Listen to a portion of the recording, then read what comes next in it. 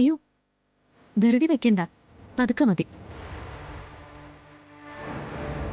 മെല്ലെ സമാധാനമായിട്ട് നടന്നു വന്നാൽ മതി. വാ.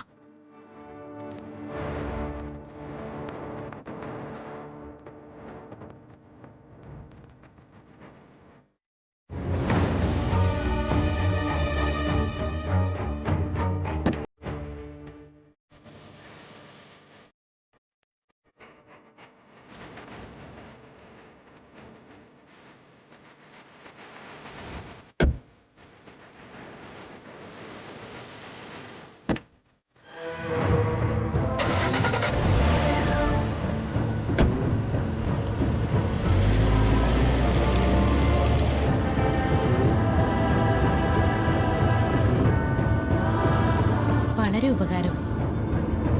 കുറെ നേരമായി ഒരു വണ്ടിക്ക് വേണ്ടി ആ പൊരി വെയിലത്ത് ഞാൻ നിൽക്കാൻ തുടങ്ങിയിട്ട്. ഒത്തിരി വണ്ടികൾക്ക് കൈ കാണിച്ചു, ഒരാളും നിർത്തിയില്ല. ചേച്ചിക്ക് മനസാക്ഷി തോന്നി വണ്ടി നിർത്തിയല്ലോ, എന്നെ ഇതിനകത്ത് കയറ്റിയല്ലോ. ചേച്ചിയുടെ ഈ നല്ല മനസ്സിന് ദൈവം അനുഗ്രഹിക്കും. ഇയാൾ അവിടെ അങ്ങനെ നിൽക്കുന്ന കണ്ടപ്പോ സത്യത്തില് എനിക്ക് വല്ലാത്ത പ്രയാസം തോന്നി. എവിടെ ഇറങ്ങേണ്ടത്? പ്രസവാശുപത്രിയില്ലേ, അതിന്റെ അടുത്ത് നിർത്തിയാ മതി. ഞാൻ അവിടെ ഇറങ്ങിക്കോളാം. ശരി. അല്ല, ഇത് എത്ര മാസം? 9, 8. അതെന്തോ ഒരു കൺഫ്യൂഷൻ. അത് പെട്ടെന്ന് മാറിപ്പോയതാ. ഏതായാലും നല്ലൊരു കുഞ്ഞിനെ നൽകി ദൈവം ഇയാളെ അനുഗ്രഹിക്കട്ടെ.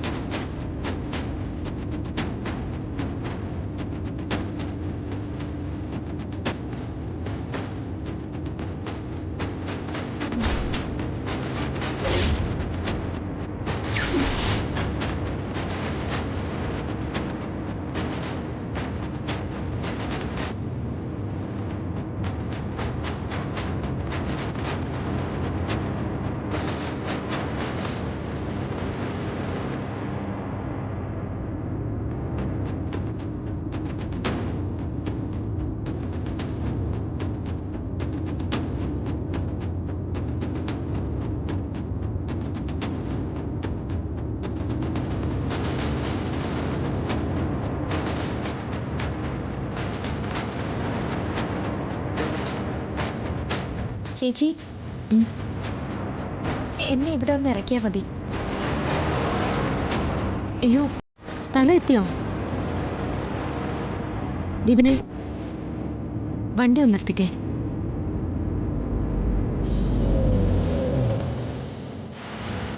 ദേ, സൂക്ഷിച്ചിറങ്ങണേ.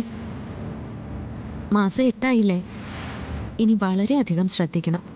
വളരെ നന്ദിയുണ്ട് ചേച്ചി. അതിൻ്റെ ഒന്നും ആവശ്യമില്ല. ഇയാൾ ചെല്ല്.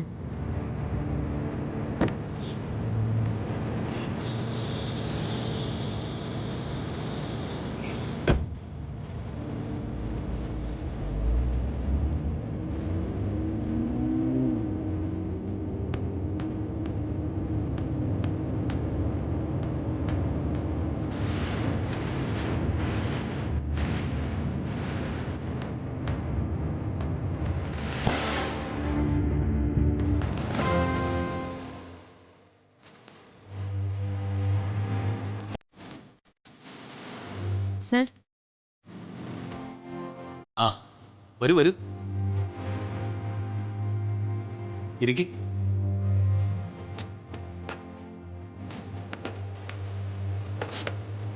അല്ല വിശാലെവിടെ? ആ, വിശാൽ സാർ അത്യാവശ്യമായിട്ട് ഒരു എഗ്രിമെന്റ് ഒപ്പിടാൻ പോയിരിക്കുവോ? ആ ശരി, ആ ഡോക്യുമെന്റ്സ് തരൂ. ആ.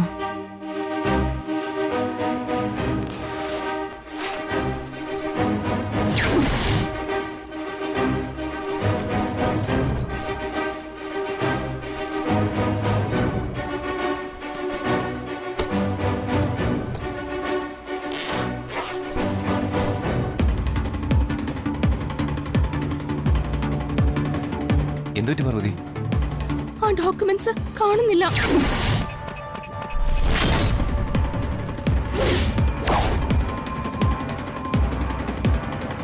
ഡോക്യുമെന്റ്സ് കാണുന്നില്ലേ? അതെടുക്കാതെയാണോ നിങ്ങൾ വന്നത്? അല്ല, അത് വിശാൽ സാർ എനിക്കടുത്ത് തന്നതാ. അതും കൊണ്ടാ ഞങ്ങൾ വന്നത്. പിന്നെ അതെവിടെ പോയി?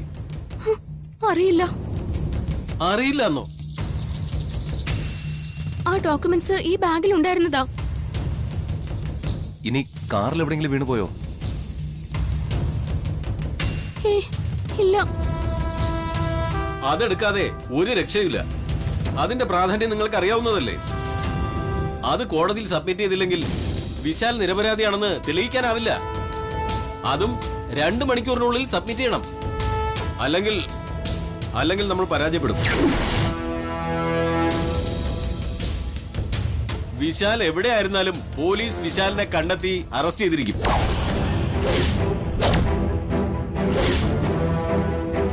സാർ, ആ ഡോക്യുമെന്റ്സ് എങ്ങനെയെങ്കിലും കണ്ടെത്തി സാർ ഈ പറഞ്ഞ സമയത്തിനുള്ളിൽ ഞാൻ എത്തിക്കാം. അതിന് രേഖ എവിടെയാണ് നഷ്ടപ്പെട്ടതെന്ന് പാർവതിക്ക് അറിയൂ?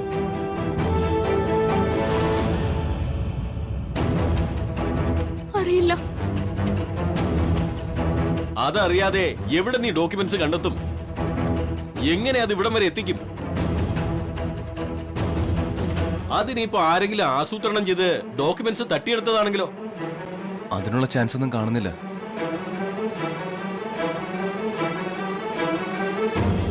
ഒരു കാര്യം നിങ്ങൾ പ്രത്യേകം ഓർമ്മിക്കണം.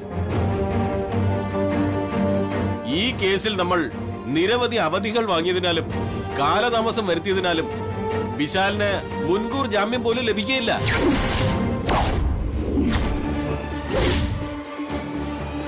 ഡോക്യുമെന്റ്സ് ഹാജരാക്കിയില്ലെങ്കിൽ ജയിലിൽ പോവുകയേ മാർഗമുള്ളൂ.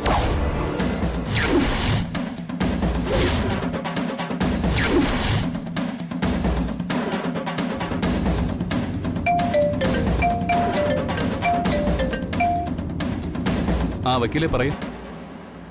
വിശാലെ, എന്തായി സംഭവിക്കുന്നത്? എന്താ ഇവിടെ നടക്കുന്നത്? എന്തു പറ്റി വക്കീലെ? ആ ഡോക്യുമെന്റ് ഇതുവരെ ഇവിടെ എത്തിയില്ല. എത്തിയില്ലെന്നോ? അത് ഞാൻ പാർവതിയുടെ കയ്യില് കൊടുത്തേച്ചാണല്ലോ. എന്നാൽ അത് പാർവതിയുടെ കയ്യിൽ നിന്ന് നഷ്ടപ്പെട്ടു പോയി. നഷ്ടപ്പെട്ടെന്നോ? എങ്ങനെ നഷ്ടപ്പെട്ടു? അതൊന്നും എനിക്കറിയില്ല. എങ്ങനെ എവിടെ വെച്ച് നഷ്ടപ്പെട്ടു എന്ന് ചോദിച്ചിട്ട് അതിന് പാർവതിക്കൊരു ഉത്തരവുമില്ല. ആ ഡോക്യുമെന്റ് എവിടെയാണ് നഷ്ടപ്പെട്ടതെന്നറിയാതെ എങ്ങനെ കണ്ടെത്തും? ഇനിയിപ്പോ എന്ത് ചെയ്യും വക്കീലെ? എന്ത് ചെയ്യാനാ? 2 മണിക്കൂറിനുള്ളിൽ ആ ഡോക്യുമെന്റ് കോടതിയിൽ ഹാജരാക്കാൻ സാധിച്ചില്ലെങ്കിൽ വിധി നമുക്ക് പ്രതികൂലമാവും. വിശാലിനെ അറസ്റ്റ് ചെയ്ത് ഹാജരാക്കാനുള്ള ഉത്തരവുണ്ടാവും. സമയം പോകുന്നു വിശാൽ. ഒന്നുകിൽ എത്രയും പെട്ടെന്ന് ഡോക്യുമെന്റ് കോടതിയിൽ ഹാജരാക്കണം. അതല്ലെങ്കിൽ നിങ്ങൾ കോടതിയിൽ കീഴടങ്ങണം. എനിക്കതേ പറയാനുള്ളൂ. എന്റെ ചുമതല ഞാൻ കൃത്യമായി നിർവഹിച്ചു. വീഴ്ച വരുത്തിയത് നിങ്ങളാ.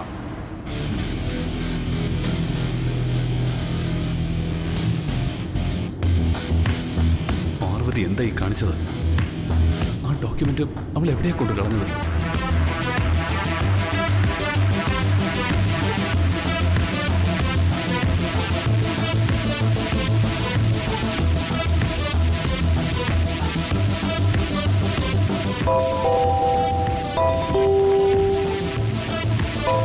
അയ്യോ, വിശാൽ സാറിനോട് ഞാൻ എന്താ പറയാ?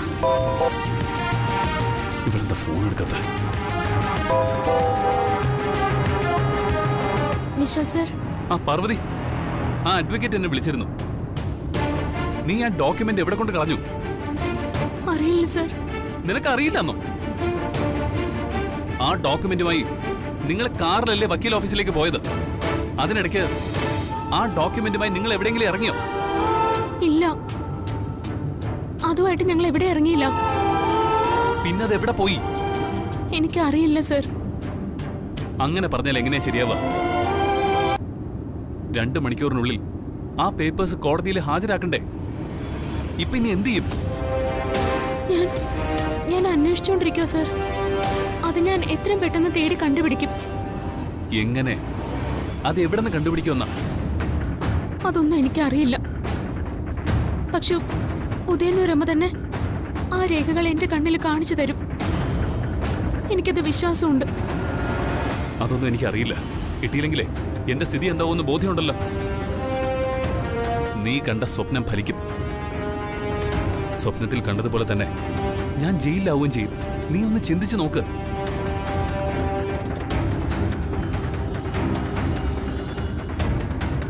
ഛെ.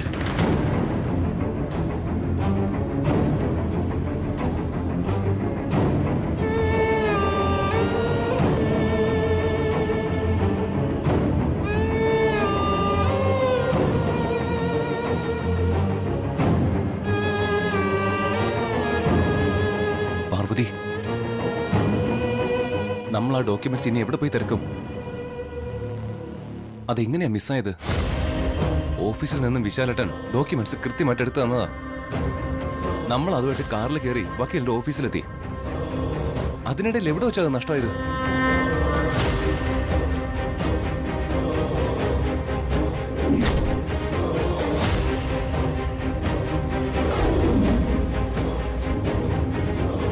വിപിനെ, വണ്ടി ഒന്ന് നിർത്തിയോ? പാവം, അതൊരു ഗർഭിണിയല്ലേ.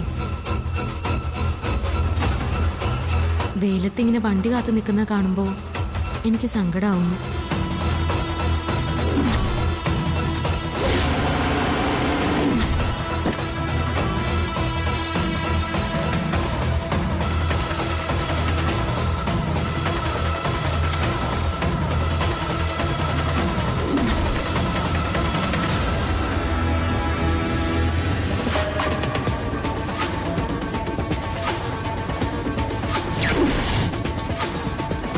ചേച്ചി, എന്നെ ഇവിടെ ഒന്ന് ഇറക്കിയാൽ മതി.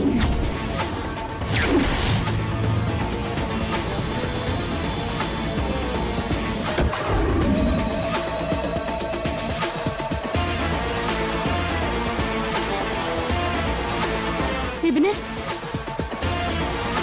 നമ്മൾ ആ ഗർഭിണിയായ പെൺകുട്ടിയെ ഇറക്കി വിട്ടില്ലേ? ആ സ്ഥലത്തേക്കൊന്ന് പോണം. നമുക്ക് അവിടെ പോയി അന്വേഷിക്കാം. ചിലപ്പോ ആ പരിസരത്ത് നിന്ന് എവിടെന്നെങ്കിലും ആ ഡോക്യുമെന്റ്സ് കിട്ടാൻ സാധ്യതയുണ്ട്. നീ വേഗം വാ. പാർവതി, അതെന്താ അങ്ങനെ പറയുന്നത്? ഗർഭിണി ഇറക്കി വിട്ടെടുത്തുനിന്നും ആ ഡോക്യുമെന്റ്സ് എങ്ങനെ കിട്ടാനാ? എനിക്ക് ചില സംശയങ്ങളൊക്കെ ഉണ്ട്. നീ കാർ എടുക്ക, വാ. ശരി, വാ.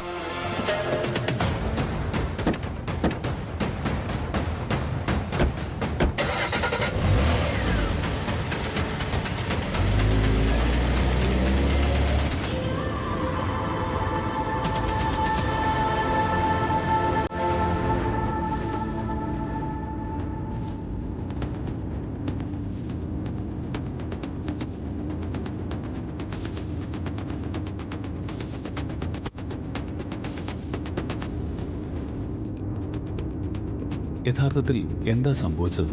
പാർവതിയുടെ കയ്യിൽ നിന്നും എങ്ങനെയാ ആ ഡോക്യുമെന്റ്സ് നഷ്ടപ്പെട്ടത്? അവൾക്ക് എന്ത് വീഴ്ചയാണ് സംഭവിച്ചത്? അവളിൽ നിന്നും ഇങ്ങനൊരു ഉത്തരവാദിത്തക്കുറവ് ഞാൻ തീരെ പ്രതീക്ഷിച്ചിരുന്നല്ല. ഇത് ഇനി ശത്രുക്കളുടെ ഗൂഢാലോചനയാണോ? ആ ഡോക്യുമെന്റ്സ് എവിടെയായിരിക്കും നഷ്ടപ്പെട്ടത്?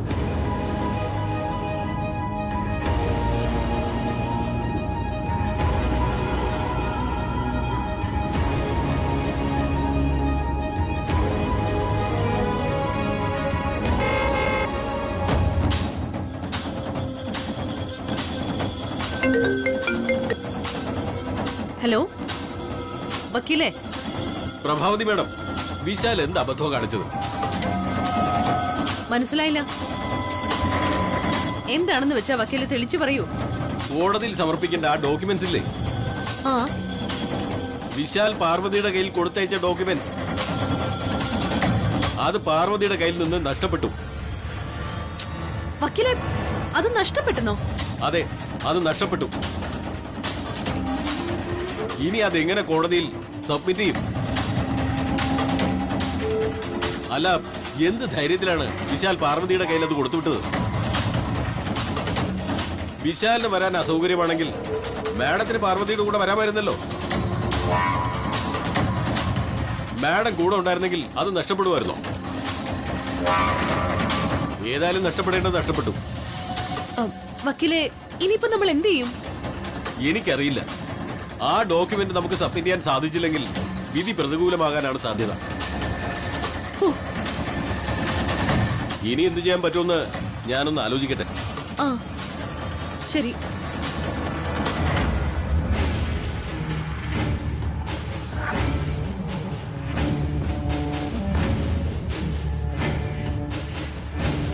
അപ്പോ പദ്ധതി കൃത്യമായി വിജയിച്ചു.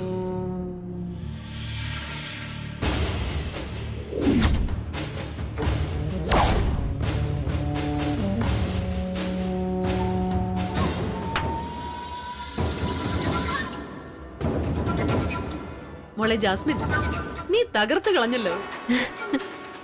ജാസ്മിൻ ആരും അറിയാതെ ഇങ്ങനൊരു പണി ഒപ്പിക്കുന്ന കാര്യം ഞങ്ങളാരും അറിഞ്ഞില്ല.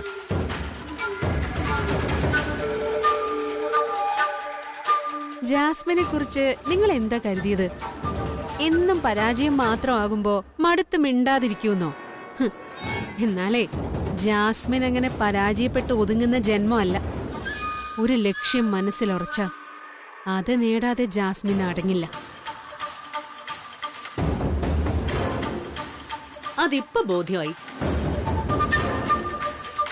എന്തായാലും പദ്ധതി ഗംഭീര വിജയമായല്ലോ. വിശാൽ ഇനി 1 വർഷത്തേക്ക് ജയിലിൽ നിന്ന് പുറത്തു വരില്ല. ഇനി വന്നാലും നാണം കെട്ട് അവന്റെ തല പുറത്തു കാണിക്കാൻ പറ്റില്ല. എങ്ങനെ പുറത്തു കാണിക്കാനാ? ജയിലിൽ പോകുന്നതോടെ അവന്റെ അഭിമാനം അങ്ങ് കപ്പല് കയറില്ലേ? അപ്പോ വീട്ടിൽ തന്നെ അടച്ചു പൂട്ടിയിരിക്കേണ്ടി വരും. ഇതേ ഒരവസരം. വിശാല സ്വയം ഒതുങ്ങുമ്പോ പിന്നെ പാർവതി മാത്രമാകും നമ്മുടെ ഇര. ഒരവസരം മുതലെടുത്ത് വീട്ടിലായാലും ഓഫീസിലായാലും നമുക്ക് നമ്മുടെ സാമ്രാജ്യം വിപുലപ്പെടുത്താം. നമുക്കെന്നും ഇവിടെ ഇങ്ങനെ കഴിഞ്ഞാ മതിയോ ആന്റി? ദിവസങ്ങളും വർഷങ്ങളും വെറുതെ അങ്ങ് കടന്നു പോകുന്നേ. സമയം പാഴാക്കി കളയാനൊന്നും പാടില്ല. എത്രയും പെട്ടെന്ന് നമുക്ക് നമ്മുടെ ലക്ഷ്യം നേടണം.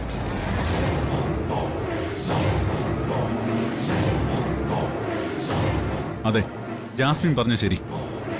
എത്രയും പെട്ടെന്ന് നമുക്ക് ഇവിടുത്തെ സ്വത്തുക്കൾ മുഴുവൻ കൈക്കലാക്കണം. അല്ല ജാസ്മിൻ, നീ എങ്ങനെയാ പാർവതി ഭദ്രമായി കൊണ്ടുപോയ ആ ഡോക്യുമെന്റ്സ് അടിച്ചു മാറ്റിയത്?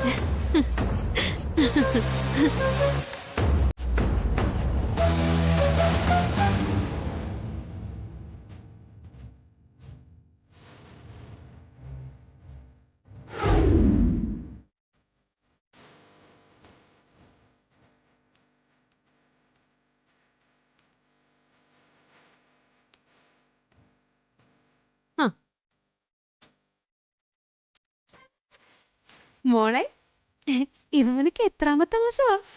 ഉടനെ എങ്ങാൻ പ്രസവം ഉണ്ടാവോ? കുഞ്ഞിനെങ്ങനെയുണ്ട്? ഈ ഉഷ്ണതരംഗത്തിന്റെ കാലത്ത് വയറിൽ വെച്ച് കെട്ടുമായി ഞാൻ അനുഭവിക്കുന്ന പ്രയാസം എനിക്ക് മാത്രമേ അറിയൂ ജാസ്മിൻ. എല്ലാം എനിക്ക് വേണ്ടിയല്ലേ? നീ ഒന്ന് ക്ഷമിക്ക്. നീ ബുദ്ധിമുട്ടി എനിക്ക് ചെയ്യുന്ന ഈ സഹായത്തിന് ഞാൻ നിന്നെ കാണേണ്ട പോലെ കാണുന്നുണ്ട്. എന്താ അത് പോരെ? മതി മതി മതി.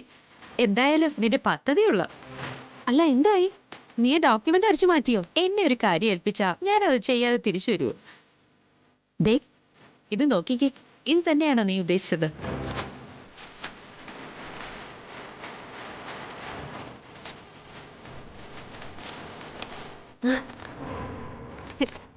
ഇത് തന്നെയാ കോടതിയിൽ കൊടുക്കേണ്ട ഡോക്യുമെന്റ്. ഇത് കോടതിയിൽ സബ്മിറ്റ് ചെയ്തില്ലെങ്കിലേ വിശാലിന്റെ കാര്യത്തിൽ ഒരു തീരുമാനമാവും. ആ ഇനി ഈ ഡോക്യുമെന്റ് ഇവിടെ എവിടെയെങ്കിലും ഇറക്കട്ടെ. വാ.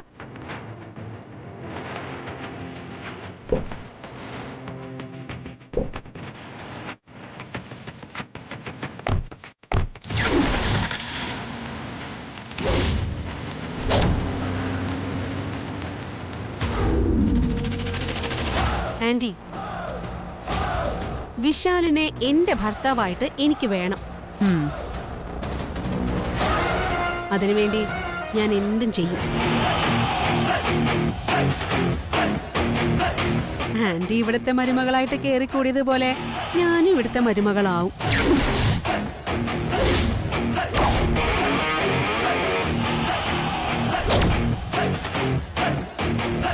ഈ കുടുംബത്തിന്റെ സ്വത്തുക്കളെ സ്വന്തമാക്കാൻ വേണ്ടി ആന്റി ഓരോന്ന് ചെയ്തു കൂട്ടുന്നില്ലേ, അതുപോലെ വിശാലിന് കിട്ടാൻ വേണ്ടി ഞാനും പല കളികളും കളിക്കും.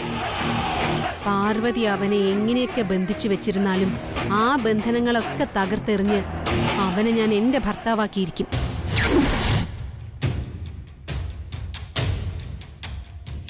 ഇവളിടയ്ക്ക് എന്നെ കുത്തി സംസാരിക്കുന്നുണ്ടല്ലോ. ഇവൾ ബോധപൂർവം അത് സംസാരിക്കുന്നത്. ഇവൾക്കിട്ട് പണിതാൽ ഇവൾ എന്നെയും പണിയും എന്നതിന്റെ സൂചന. മോളെ ജാസ്മിൻ, നിനക്ക് പ്രഭാവതിയെ ശരിക്കറിയില്ല. നീ കണ്ടതൊന്നുമല്ല യഥാർത്ഥ പ്രഭാവതി. വിശാലിന്റെ കാര്യം ഒന്ന് കഴിഞ്ഞോട്ടെ, അടുത്തതായി തീർക്കുന്നത് നിന്നെ ആയിരിക്കും. നിന്നെ കുഴിച്ചു മൂടാൻ ഒരു കുഴി കുത്തിയിട്ടാടി ഞാൻ കാത്തിരിക്കുന്നത്.